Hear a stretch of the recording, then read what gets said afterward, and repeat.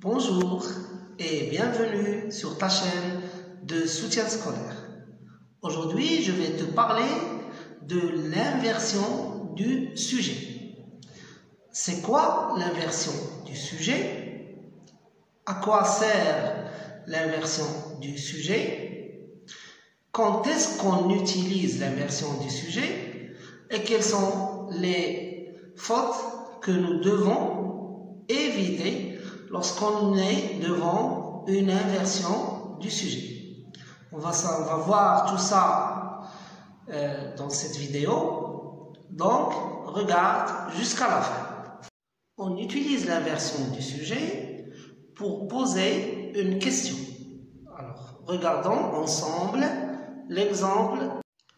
Lisons la première phrase. Tu aimes la pizza? On voit bien que c'est une question.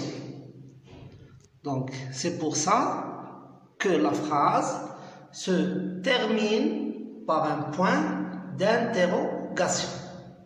Alors, regardez bien. Tu aimes la pizza? Tu aimes la pizza?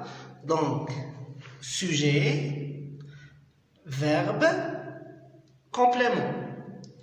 Donc, c'est une phrase qui se compose d'un sujet suivi d'un verbe.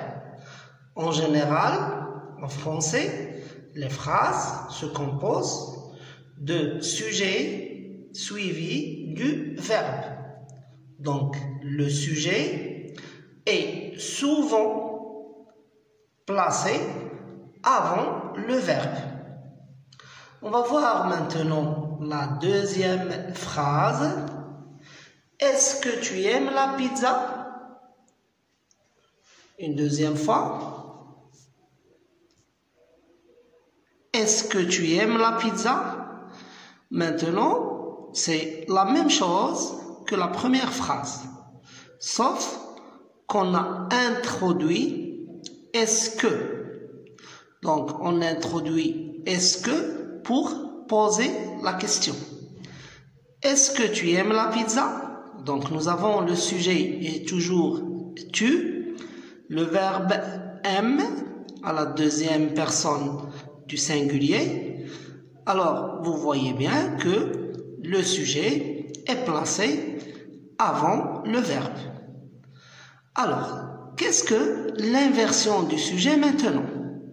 Lisons la phrase suivante. Aimes-tu la pizza? Aimes-tu la pizza? Donc, on voit bien que dans cette phrase, regardez bien, le verbe est placé avant le sujet.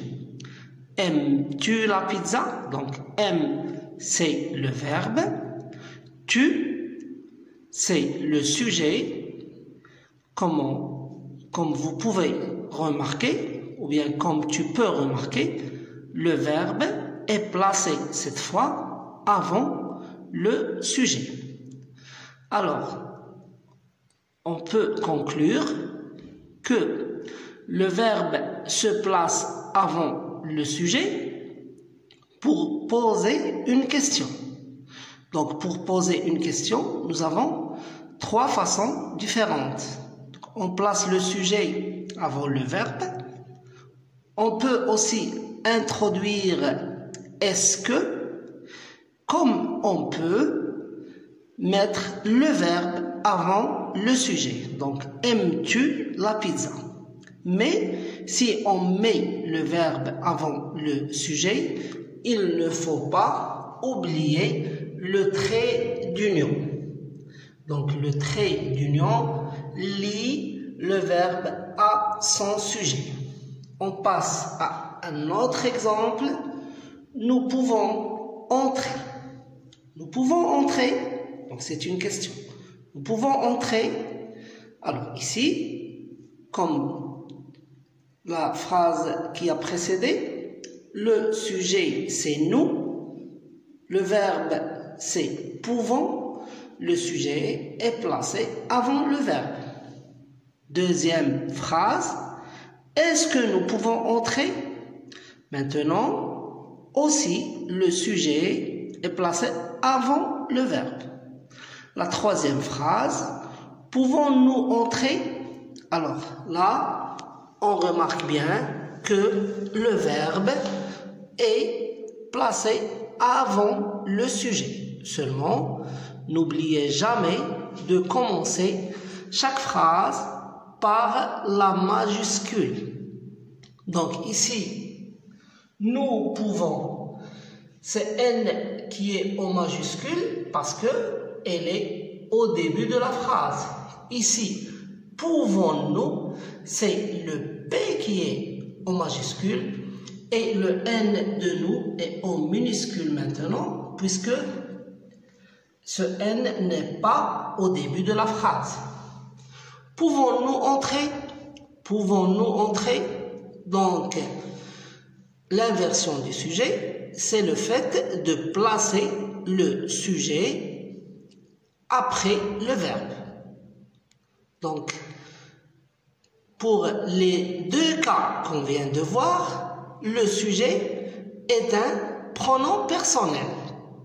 Donc, pour les pronoms personnels, l'inversion du sujet consiste simplement à placer le verbe avant le sujet.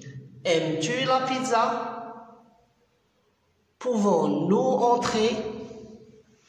On va voir maintenant un autre exemple. Regardez bien. Elle est contente. Elle est contente. Alors, on peut introduire est-ce que et dire est-ce qu'elle est contente?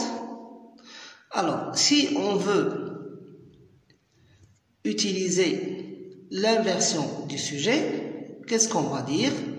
On va mettre le sujet, le verbe plutôt au début de la phrase et on va mettre le sujet après le verbe. Est-elle contente? Est-elle contente? Donc, verbe, sujet. Mais il ne faut pas oublier, bien sûr, le trait d'union qui lie le verbe à son sujet lorsqu'il s'agit de l'inversion du sujet. Regardons maintenant l'exemple suivant. Elle veut boire. Elle veut boire. Alors, nous avons sujet, verbe, complément. Donc, la phrase commence par une majuscule et se termine par un point d'interrogation. Donc, c'est une question ou bien une phrase interrogative. Alors, si je veux ici transformer cette phrase en utilisant l'inversion du sujet, je dois dire veut-elle boire? Veut-elle boire? Donc le verbe prend la place du sujet et le sujet prend la place du verbe, mais n'oublions pas le trait d'union et la majuscule au début de la phrase. Donc c'est V qui est en majuscule cette fois. Une autre phrase, regardez bien, elle commence maintenant. Alors comment on fait? On commence par le verbe, commence, et le sujet vient après le verbe. Elle, maintenant. Vous voyez bien qu'il manque quelque chose. Regardez bien. Commence, elle. Est-ce qu'on peut dire commence, elle? Non. Alors, pourquoi? Parce que il manque un T que je dois ajouter moi-même à la phrase. Donc, je dois écrire ou bien dire commence tel maintenant. Alors, je mets le T entre deux traits d'union. Donc, c'est parce que le verbe commencer à la troisième personne du singulier ne se termine pas par T comme le verbe vouloir. Le verbe vouloir se termine par T à la troisième personne du singulier. Donc, veut-elle. Donc, nous avons déjà T à la fin. Ici, nous n'avons pas T à la fin. Commence elle, donc qu'est-ce qu'on fait? On ajoute un T, on le met entre deux traits d'union et on dit commence-t-elle maintenant. Maintenant, on va voir lorsque le sujet est un nom et non pas un prénom personnel. Donc, regardons la phrase. Ali peut jouer avec nous. Je répète. Ali peut jouer avec nous. Donc, nous avons le sujet, c'est Ali. Peut, c'est le verbe. Jouer avec nous. Alors, normalement, si le sujet était il, on aurait dit il peut jouer avec nous et l'inversion du sujet serait peut-il jouer avec nous? Peut-il jouer avec nous? Mais comme le sujet est un nom, la phrase va devenir Ali peut-il jouer avec nous? Ali peut-il jouer avec nous? Regardez bien.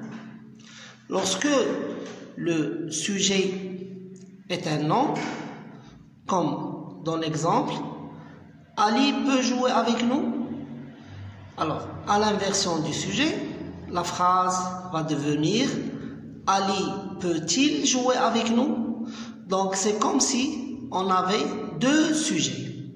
Mais c'est juste pour poser la question et pas pour répondre.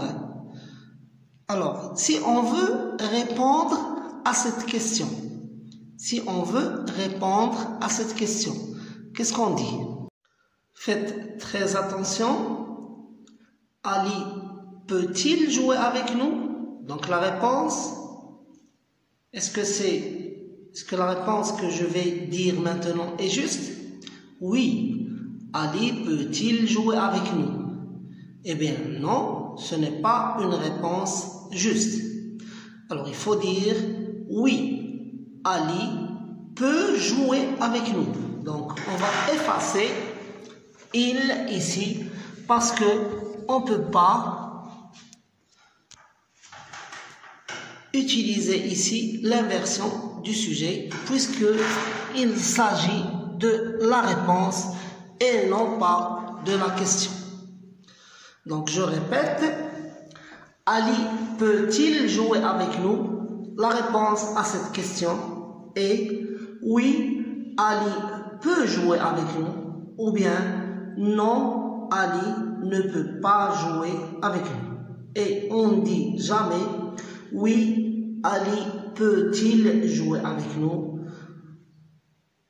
Et on ne dit pas non plus non, Ali ne peut-il pas jouer avec nous?